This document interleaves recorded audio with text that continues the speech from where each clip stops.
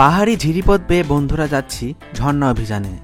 পাহাড়ি ঝর্ণার পানিতে যে পথ তৈরি হয়েছে সেটিকে বলে ট্রেল। আর সেই ট্রেল দিয়ে আঁকাবাঁকা উঁচু নিচু পাথর ছিটানো পথ দিয়ে যাচ্ছি আমরা। কি খেলতেছো বলো তো বাংলায়? মার্বেল। মার্বেল মার্বেল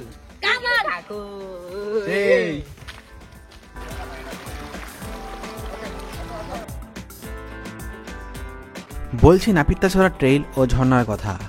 এই ট্রেইলে শুধু একটি ঝর্ণা নয়, রয়েছে 3 থেকে 4টি ঝর্ণা ও ক্যাসকেড। ঝর্ণা অভিযানে রয়েছে হালকা পাহাড় ট্রেকিংয়ের সুযোগও।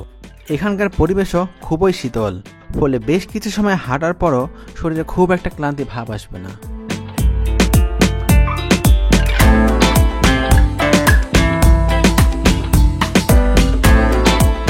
এই বাড়িগুলা কাদের বাড়ি? ত্রিপুরাদের বাড়ি। ত্রিপুরা। পাহাড়ি এই ঝর্ণা অভিযানে কিভাবে যাবেন, কি কি নেবেন, কি কি ভুল এড়িয়ে চলে প্রাকৃতিক সৌন্দর্য খুব ভালোভাবে উপভোগ করবেন, সেই গল্প নিয়েই থাকবে আজকের এই নাপিতাছড়া অভিযানের ভিডিও। পাহাড়ি এলাকার পাহাড়ি গাছের লটকন। জীবনের অনেক বড় একটা অংশ বাকি থাকবে যদি আপনি পাহাড়ে না আসেন।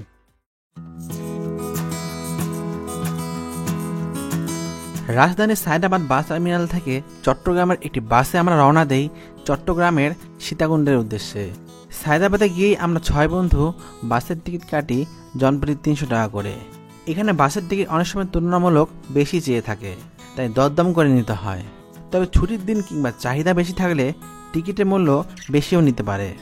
সায়দাবাদ থেকে বেশ কিছু বাস চট্টগ্রাম কিংবা কক্সবাজার যায়। ঢাকা থেকে ট্রেনে চলেও যাওয়া যায় সীতাকুণ্ড, চট্টগ্রাম কিংবা কক্সবাজারে।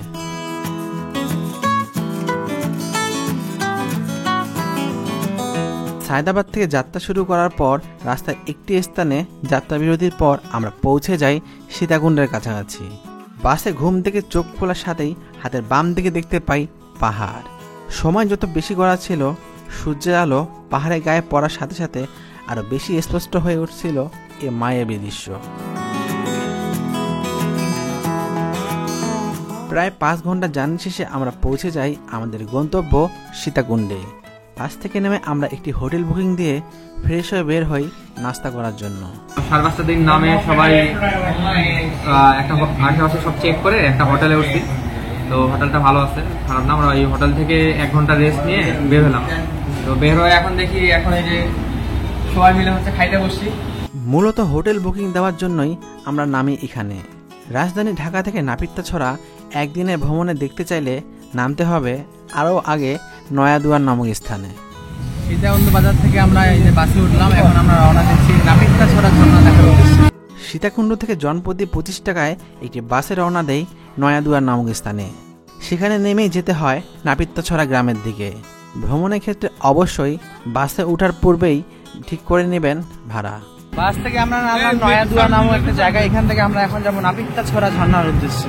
বাস থেকে নেমেই নয়াদুয়ার বাজারে 150 টাকায় এক জোড়া জুতা কিনি। অনেকে এখানে অ্যাংলোটো কিনে খালি পায়ে হাঁটার সুবিধার জন্য।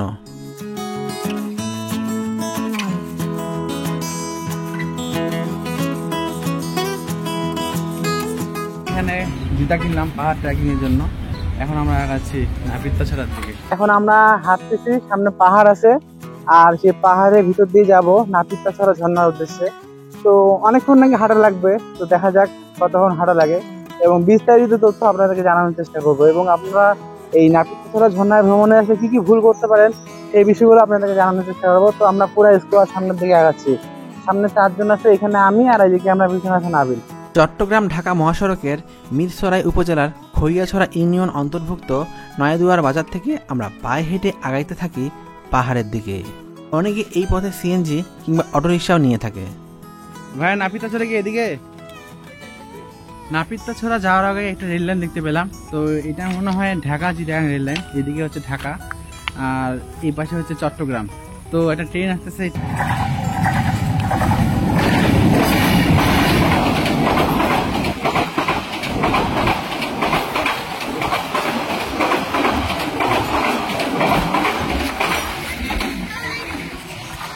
রেল লাইন পার হয়ে একটু আগায় যেতেই স্থানীয় একজনের সাথে দেখা হয়। পাহাড়ের কাছেই রয়েছে তার খাবার হোটেল। তার কাছে জানতে পারি নাপিতাছড়া সম্পর্কে বেশ কিছু তথ্য। ঝর্ণা 4টা ঘুরে আসতে একেবারে 5 ঘন্টা থেকে 5.5 ঘন্টা ইজি সময় লাগবে। আমার দোকানে ওইখান থেকে জন্না 5.5 আসা আবার 7 কিলোমিটার। নাপিতাছড়া যে আমাদের এলাকার এমনি পাবলিকে তো জানতো, এলাকার লোকজনে জানতো নাপিতাছড়া যে আবিষ্কার করছে এই জায়গায়।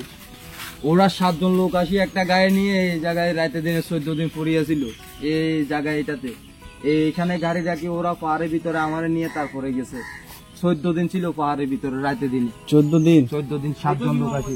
লাস্টে দিয়ে আমাদের মিরসরাই থানার পুলিশ আসি তাদেরকে উদ্ধার করার জন্য গেছে। একটা গাড়ি এতদিন এখানে পড়ে রয়েছে আর পাহাড়ের ভিতরে এই লোকগুলো গেছে, ওরা কই গেল। তার সাথে গল্পের এক পর্যায়ে উনার মাধ্যমে একজন গাইড ঠিক করি 300 টাকায়।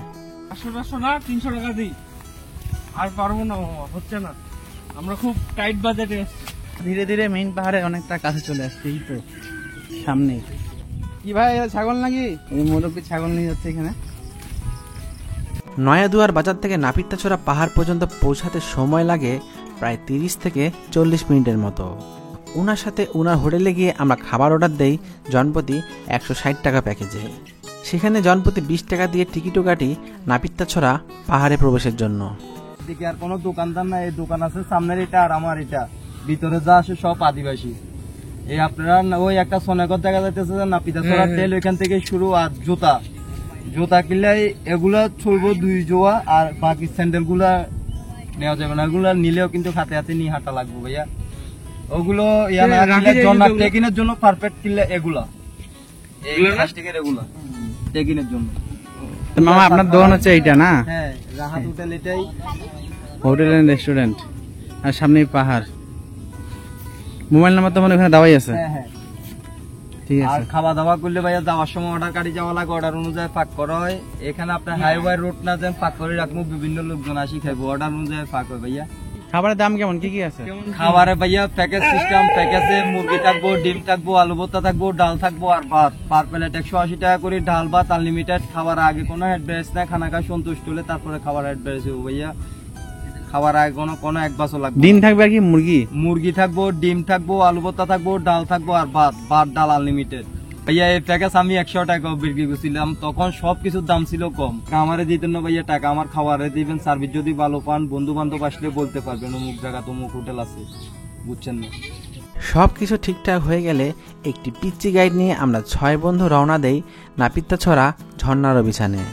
ঝিরিপথে হাঁটার সুবিধার জন্য পাহাড় ট্রেকিংয়ের জুতাগুলো খুলে পায়ে অ্যাংলেট পরি।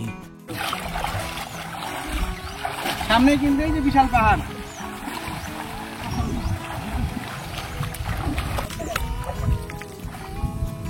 তোমার নাম কি? মাহফুজুল ইসলাম। মাহফুজুল ইসলাম। তো এই পিচ্চি হচ্ছে আমাদের ছোট্ট গাইড। এখানে একজনের মাধ্যমে এনাকে ঠিক করা হইলো।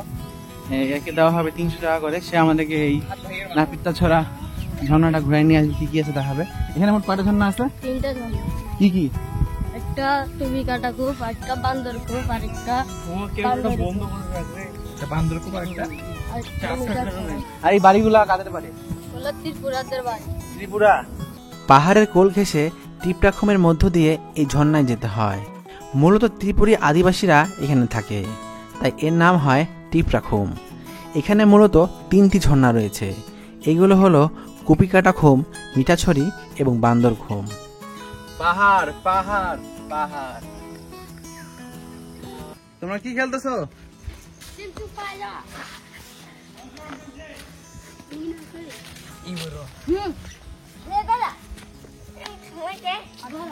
তোমরা বাংলা পারো না? বাংলা সবকিছু পারি। ওই তো বাংলা পারে, সুন্দর। কি খেলতেছো বলো তো বাংলায়? মার্ভেল। Marvel, marble. সেই।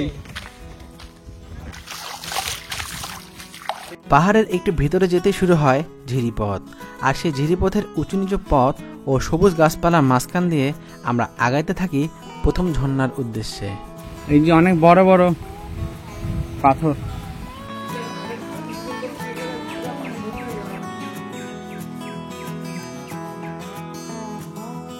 নাপিতাছড়ার এই শীতল ঝিরিপথ আমাদের বেশ মুগ্ধ করেছিল। পাহাড়ের বাঁক ধরে গহীনে চলে যাওয়া ঝিরিপথটা দেখতে খুবই সুন্দর। একটু পর পর পথের মাঝে বেখেয়ালে পড়ে উঁচু উঁচু পাথরের চাই, কোনোটা মসৃণ, কোনোটা ভেজা, কোনোটা শরীরে আবার শ্যাওলা জিকে বসেছে। পায়ের তলায় ঝিরঝির করে বয়ে যাচ্ছে ঝর্ণার ঠান্ডা পানি, আর পানির নিচে ছোট ছোট নুড়ি পাথর।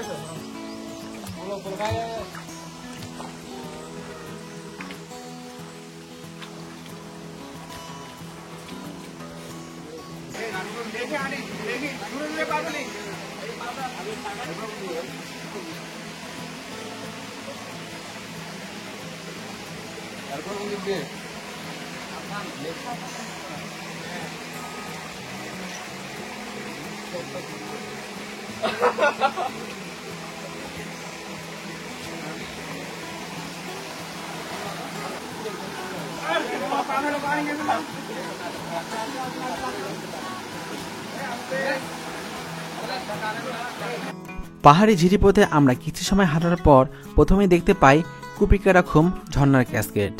দেখার সাথে আমাদের বেশ ভালোই লাগছিল এবং হালকা গা ভিজাই নেই এই ঝর্ণার নিচের অংশে।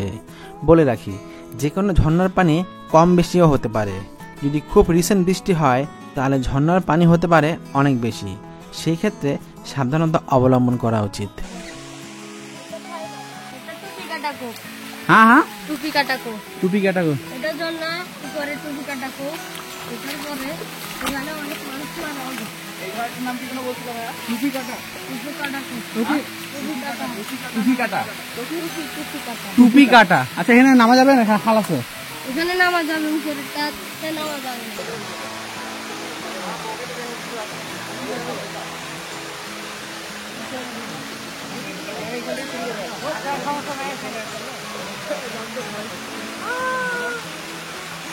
এই অংশটিকে বলা হয় ক্যাসকেড। ক্যাসকেড হলো ঝর্ণার ধাপ, আর বং ভাষার শব্দ খুম, অর্থ ঝর্ণার যে স্থানে প্রাকৃতিকভাবে পানি জমে জলাধারের সৃষ্টি করে। সারা বছরই সেখানে পানি থাকেই।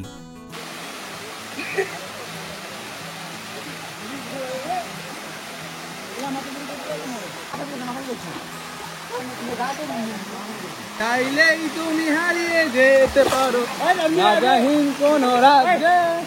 নিচের এই ঝর্ণায় হালকা গা ভিজিয়ে বেশি সময় নষ্ট না করে চলে যাই উপরের দিকে কুপিকাটা ঝর্ণায়। উপরে ওঠার পথটা একটু খাড়া ছিল, তবে নামার সময় সাবধানতা অবলম্বন করতে হয়।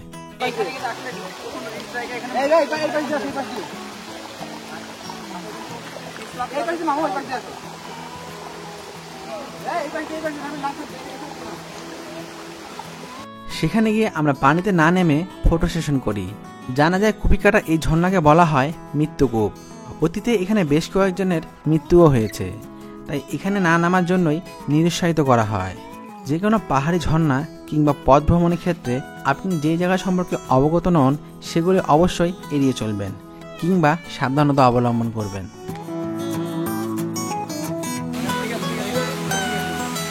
এরপর আমরা পাই ছোট্ট একটি পাহাড় ট্রেকিং। আমাদের সবারই এই নাপিতাছড়া অভিযানের মূল কষ্ট হয় এই জায়গায় এসেই। একটু খারাপ পাহাড় হওয়ায় উঠতে আমাদের বেশ বেগ পেতে হয়। উঠতে 12টা বাজে গেছে। এই খাড়া পাহাড় বেয়ে উপরে ওঠার পর দেখতে পাই সেখানে রয়েছে শরবতের দোকান, রয়েছে বসার ব্যবস্থাও। প্রতি কেলা 10 টাকা করে আমরা এখানে কিনে খাই লেবুর শরবত। যেহেতু আমরা অফ সিজনে ঘুরতে যাই তাই এখানে গিয়ে বসার জায়গা পাই, অন্যথায় বসার জায়গা নাও পেতে পারেন। আর এই উপর থেকে পাহাড়ের ভিউটা ছিল অনেক সুন্দর, সাথে ছিল বন্ধুদের সাথে কিছু সময় আড্ডা। হাই গাইস, রামন ভাই, হ্যাঁ রামন ভাই, আমরা কোনো মারামারি করি না ভাই, সবার ভুল ধারণা। এই মামা ভাইরা কিন্তু মাস্ক পরে মারামারি করে না।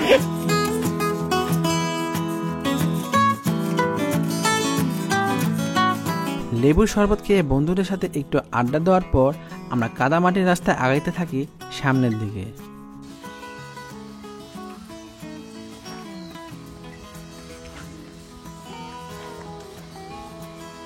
বলে রাখি, নাপিতাছড়া ট্রেলটি যেহেতু ভিতরে ও প্রশাসন কর্তৃক নিরাপত্তার কোনো ব্যবস্থা নাই, তাই এইসব স্থানগুলোতে দলবদ্ধভাবে অভিযানে যাওয়াই উত্তম এবং পথ চেনার জন্য নেওয়া যাবে লোকাল গাইড। আমরা 300 টাকার বিনিময়ে যে লোকাল গাইড ঠিক করি, পরবর্তীতে 100 টাকা বকশিশ দিয়ে তাকে 400 টাকা দেওয়া হয় আমাদের পক্ষ থেকে।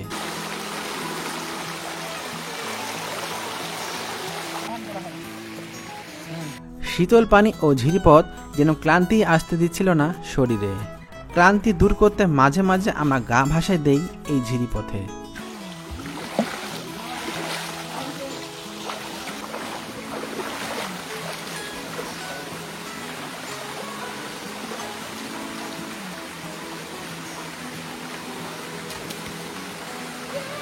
এই ট্রেইলকে নাপিতাছড়া ট্রেইলও বলা হয়।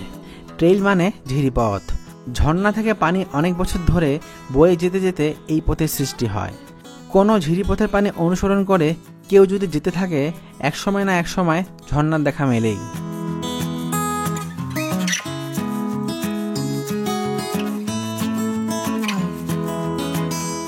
কুপিকারাখুম ঝর্ণার পর ঝিরিপথে আমরা যেই ঝর্ণায় যাই সেটার নাম মিঠাছড়ি, যেটাকে বলা হয় নাপিতাছড়া সবগুলো ঝর্ণার মধ্যে সেরা। পানি বেশি থাকলে সেই ঝর্ণার সৌন্দর্য বেড়ে যায় কয়েক গুণ বেশি। দূর থেকে চোখে লাগছিল এই ঝর্ণা। জীবনকে উপভোগ করতে গেলে জীবনে একবার হইলো পাহাড়ে আসা উচিত প্রতিটা মানুষের। কি ভিউ দেখেন।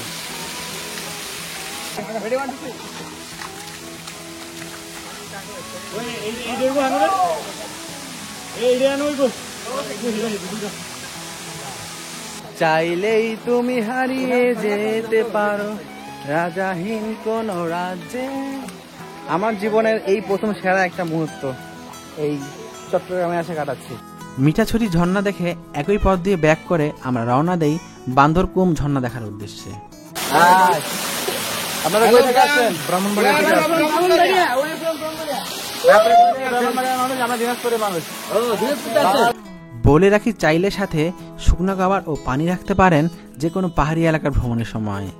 সেগুলি যে কোনো সময় কাজে আসতে পারে। নাপিতাছড়া ঝর্ণা হিসাবে সবাই এই জায়গাটিকে চিনলেও আসলে নাপিতাছড়া নামে কোনো ঝর্ণা নেই এই স্থানে। এখানে ঝর্ণাগুলোর নাম বেশ কনফিউজিং, রয়েছে একাধিক নামও। তবে আমরা সেটি নিয়ে চিন্তা না করে উপভোগ করি প্রকৃতির মায়াবী সৌন্দর্য।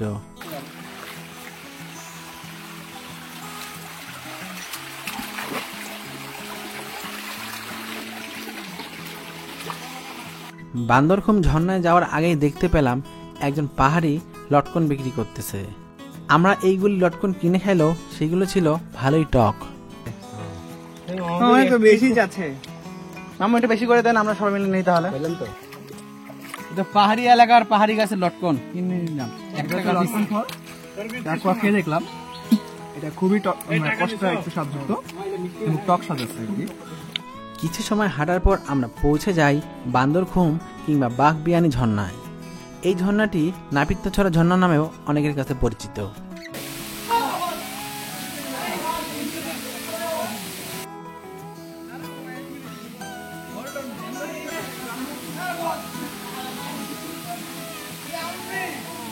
এই নাপিতাছড়া ঝর্ণাগুলো আমাদের দেখা শেষ। আমরা এখন আবার যেই পথ দিয়ে আসলাম ওই পথ দিয়ে ব্যাক করতেছি। তো এখানে ব্যাক করে আমরা খাবার অর্ডার দিয়ে আসছিলাম। এখানে বেশ কিছু হোটেল আছে যেখানে খাবার অর্ডার দেওয়া লাগে আগে থেকেই, তো সেখানে যাই আমরা খাবো। আর মানে অনেক রোমাঞ্চকর একটা ট্যুর বলা যায়। আর আমাদের ছোট্ট গাইড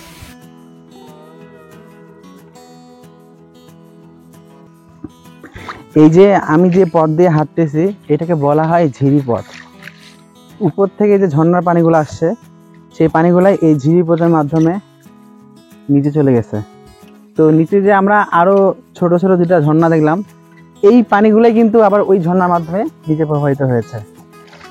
তো এই হচ্ছে আমাদের নাপিতাছড়া ঝর্ণা দেখার অভিজ্ঞতা।